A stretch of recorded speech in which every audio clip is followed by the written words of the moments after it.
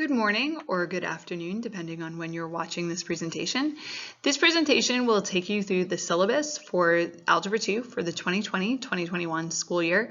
As you're aware, this year is unlike any other year that we've had. Some of you are doing Duval homeroom, so you will be completely online. Others of you are doing Algebra 2 in a hybrid format, at least for now, and so I will see you twice a week, and the other 3 days of the week we will be online. So this syllabus will take you through some of the important information you need to know about Algebra 2, about what you need for this course, and some of the COVID-related issues that are unique to this particular year. First off, what is Algebra 2? Algebra 2 builds on the foundation laid in Algebra 1 and Geometry. Completion of Algebra 2 will qualify you to take higher math, such as pre-calculus or dual enrollment courses. Typically, the content covered in Algebra 2 is the most basic level that is needed for college. If you don't take Algebra 2 in high school, then most colleges will have you do some kind of course to make up that material once you're in college. So for most of you, it is worth it to get this done while you are in high school. You should not take this course if you have not successfully completed the prerequisite courses, particularly Algebra 1. You absolutely have to have mastered the content in Algebra 1 before you can do Algebra 2. If you believe you've been placed in the course by mistake, please request a course change form from guidance. That's something you want to take care of as quickly as possible, making sure that you're in the right math class. If you are questioning whether you're in the right math class, if you're not sure, maybe you came from a school where your courses were labeled differently. Some schools have like Math 1, Math 2, Math 3. Please reach out to me and we can talk about the topics that you've covered and the skills that you have coming into this course. It's just really important that you're in the best math class for you for this academic year. Next thing on this page is who is Miss Taylor. So I'm assuming all of you have received a schedule that had my name on it next to Algebra 2. And so you know a little bit about me coming into this. This is my 10th year teaching Algebra 2 here at Atlantic Coast. I've been at AC since the second year the school was opened. Prior to being at Atlantic Coast, I was at Twin Lakes Middle for 4 years. I've taught a bunch of different classes here at AC, but currently I am teaching IED, that's Introduction to Engineering Design, and I teach both dual enrollment math classes at AC in addition to Algebra 2. So we do have 2 dual enrollment classes. We have College Algebra and we have a class called Topics in Math. And so if you decide to take dual enrollment after you take Algebra 2, then I would get you again next year. For my educational background, I have a Bachelor of Science in Electrical Engineering from Eastern Nazarene College in Quincy, Massachusetts, and I have an MAT in Mathematics from Texas Christian University in Fort Worth, Texas. So that's my own academic background before I began teaching at DCPS. I really do love teaching math. It is something that I enjoy. I particularly enjoy making math accessible to students who don't necessarily like it or see themselves as good at it. I really do believe that everybody can do upper level math. Again, making sure you have the right background to come into it, but I believe that it is something that everybody can do. But it's not all that I enjoy. So a couple of other things that I'm involved in or that are a big part of my life. One is music. I have studied both instrumental and vocal performance. When I was in high school, I was a band kid. I played the clarinet for a bunch of years. I played it all the way through college. And then in college, I also had the opportunity to take voice lessons to learn how to sing. And I'm still involved with singing in my church. I do sing in the choir. Because of COVID right now, we're not doing any singing in the choir because it's a high risk thing, but I look forward to when we can resume that. I'm an avid runner. I co-coach Marathon High at Atlantic Coast, and I'm pretty active in the Jacksonville running community. I've done everything from like 1 mile fun runs to a couple of full marathons. And like with the choir right now, we're not doing any racing because of COVID, but when we are racing, I typically race about 6 times a year. I'm a pretty avid reader, and fantasy books are probably my favorite genre of book. I don't get to read as much as I would like because I do spend a lot of time at work doing my job, but it is one of the things I enjoy doing to unwind. And I like travel and missions work. I'm originally from Massachusetts. I am a Red Sox fan. I'm a pretty big baseball fan, but I've lived in Texas and in Florida. I've been in Florida since 2007.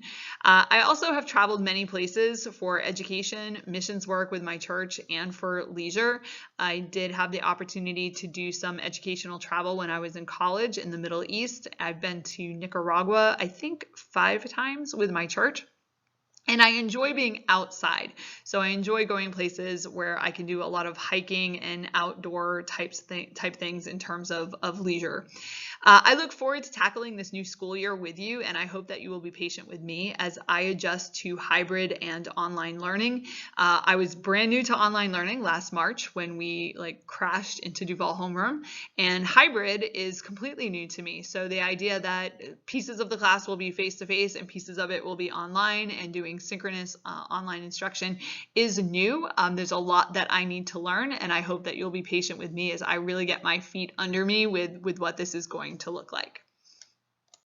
Okay, class expectations. This would be online and face-to-face. So what supplies do you need for Algebra 2? You do need a notebook. I don't care what kind of notebook it is. I'm not going to collect your notebook. So any type of notebook is fine. 3-ring binder, composition, spiral notebook, whatever will work for you. I just ask that you would not share the notebook with another class. Typically, I would not want your phones out at all. But because of COVID, this is something that is changing or will definitely look different for this school year. I would like you to have a phone or other device for scanning or taking pictures of assignments for uploading them to Focus. In a more normal time, you would do your homework on a piece of paper, and I would collect the paper and then grade it and hand it back to you. But with the pandemic, handing pieces of paper back and forth between me and hundreds of students is probably not the best idea. So we are going to be using digital submissions for the vast majority of your work, and this will require you to be able to take a picture or a scan of your handwritten work. If you do not have access to a device like that, either at school or at home, please speak with me. I have a couple of ideas for some things that might work around that if you don't have access to that. But you will need some kind of device where you can take a picture and then upload from that device into a Word document or scanning a PDF and then uploading that into Focus. You obviously need something to write with. You can't write in a notebook and take notes if you don't have a pen or pencil. And you do need a calculator. Absolute minimum, you need a scientific calculator, but a graphing calculator is preferred. And I know a lot of students who are planning on this being their last math class are very reluctant to purchase a graphing calculator. So I have a couple options for you if you find yourself in that position. First off, the most popular kind of calculator is a TI 83 or 84. They're both similar calculators, so either one is fine. 83 is probably cheaper. The TIs, if you buy them brand new, will run you over $100. And I am not usually an advocate on having students spend that much on one classroom supply. So as some options, please consider asking around. Ask around in a scouting group, a youth group, your family, maybe you have a cousin. Sometimes people buy graphing calculators for one class and then they never use them again. And so if you ask, they actually do have calculators laying around that they would let you use. Another fantastic option is to go used. You don't have to buy brand new calculators. People online, they bought a calculator, they took their class, and then they don't want it anymore, and they sell them pretty cheap and working really, really well. My TI, I have a TI 84, and I bought that used myself, and I've had no problems with it at all. Another awesome option is the Casio FX 9750. This is a fantastic calculator. It's probably not as commonly used as the TI, but I actually, in a lot of ways, like it better than the TI.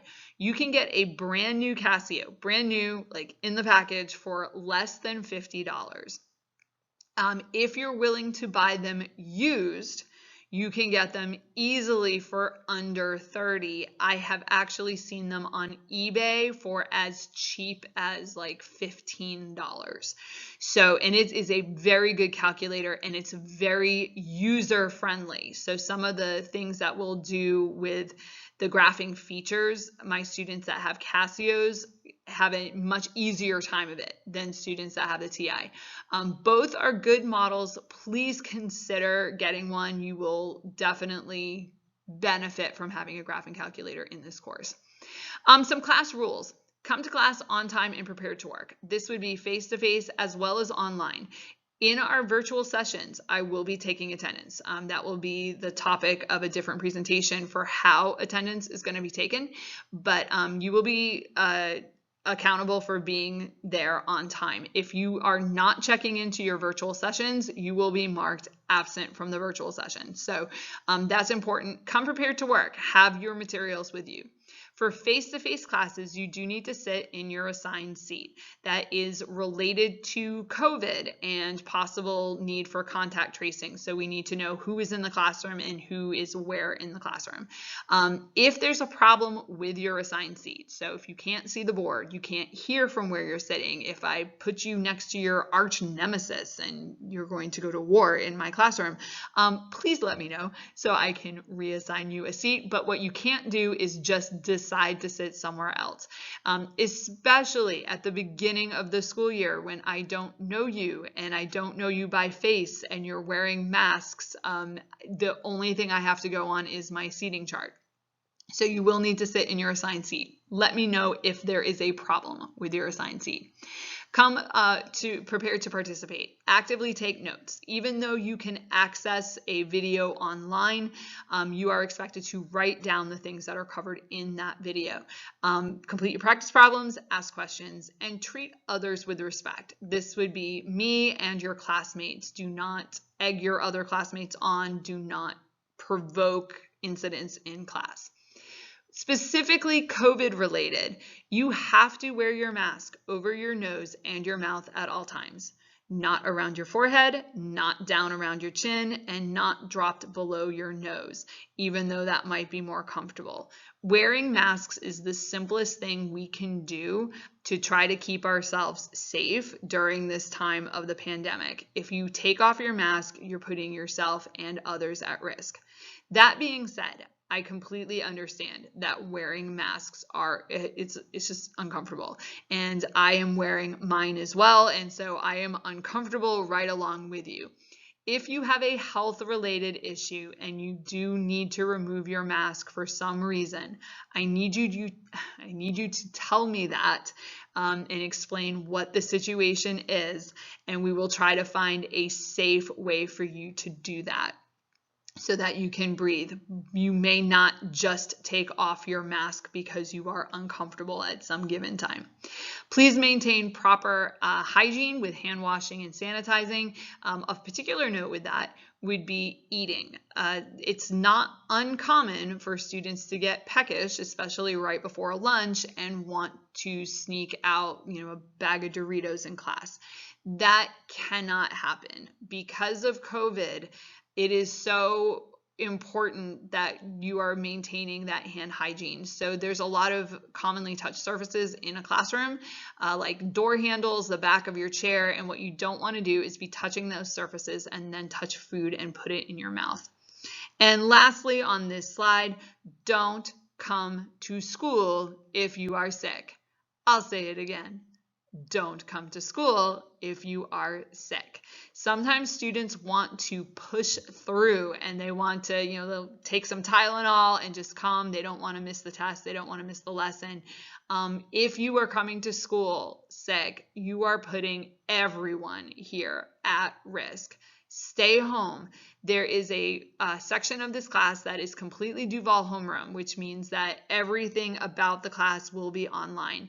If you're sick, let me know and I will try to get you the video presentation, the online version of the work, so that you are able to stay up to date with the material at home. If you're missing a face-to-face test, we will figure out how you can make that up as soon as possible, but do not come to school. Don't come on campus if you are sick. Information on grading. Your grade is determined using a total point system. So every assignment you complete for this class is given a point value, and at the end of the quarter, the points you earned are divided by the points that you could have earned, and that percentage of points is your grade. Assignments are weighted by importance. So homework might be 5 to 10 points. Tests could be up to 100 points. You can do all of the homework and get hundreds on all of the homework. But if you're not taking the tests, or you're getting like 20 or 30% on the tests, you will still fail the course because the tests are weighted more than the homework. So keep that in mind when you're looking at Focus. How do you track your grade? Grades will be updated in Focus almost every day. If you've had me before, I know I saw a couple people that I've had for IED in Algebra 2, you know that I don't procrastinate with grades. I do keep Focus updated. Typically, I would update it the day that an assignment is due. With digital submissions, that might change, but I promise you it will be updated very frequently. I expect you to check your grade at least once per week and to contact me immediately if you have any questions. So if there's something in the grade book that you don't understand, you don't know what an assignment is, the grade looks wrong, you think I entered in a number wrong, I want you to let me know immediately. Do not wait 6 weeks after an assignment was due to let me know that there's something in the grade book that looks dodgy. I want to address that right away. Next question, can you turn in assignments late? Short answer, yes, but with a late penalty. So you don't need to ask me if you can turn something in. Yes, you can. Just know that depending on how late it is, you may see a late penalty on the work. When submitting an assignment late, you must also email me to notify me that there is a new assignment for me to grade. Unlike face-to-face, so this is another thing that's different because of COVID, I can see when there's an assignment in the late bin. I know I have something there to grade, and hopefully you've put your name on it, so I know that it's yours. With digital submissions, I can't do that. I don't know that you've uploaded something late because I don't get any notification about it. So you need to be the one to notify me that something has been uploaded to Focus and that I need to go and check that grade. So you will need to send me an email for that. Work will be submitted generally on Focus. So we are trying to do as much digitally as possible to avoid the passing back of all kinds of papers. So you will be uploading assignments to Focus. Always follow specific directions for assignments. So it's possible that there will be some assignments that will be submitted differently, like maybe through email. Just pay attention to the directions. I will let you know what you need to do. And we'll take the first couple class periods and pretty much practice uploading things to Focus. So before we get into the hardcore math, I want to make sure that the technology component, is all together on that. And lastly, communication. Hybrid and online learning is new for all of us. So communication is essential in order for this to work. I need to know if you're having issues. I need to know if your Wi-Fi is going down. I need to know if you're struggling with scanning something with your phone. Like, there's just a lot that's going on, and we need to be communicating. My email address. Email is my preferred form of communication. There's just a lot of flexibility with email that is not as much with other forms of communication. So my email address is taylorr@duvalschools.org. Please make sure you know that. Please make sure that you are sending an email to the right place. There's another person with my name in Duval County, and she gets my email a lot. So you don't want to email her. You want to email me. Phone number is 904-455-2836. Just be advised that I cannot take or return calls at any time during the school day when there are students in my room. And as of me recording this presentation, I have a traveling teacher coming in during my planning, which means that I don't even have a planning period to respond to voicemail. So just be aware of that when using phone for communication. The class will have a team set up. As of this recording, I don't have the teams set up because they are not finalized in Focus. But when they are, you will be able to post academic questions on our Teams page, either in the class discussion board or the help center, depending on what's appropriate. If you want me to get a notification about that post, you do need to tag me in it, just like you would on social media.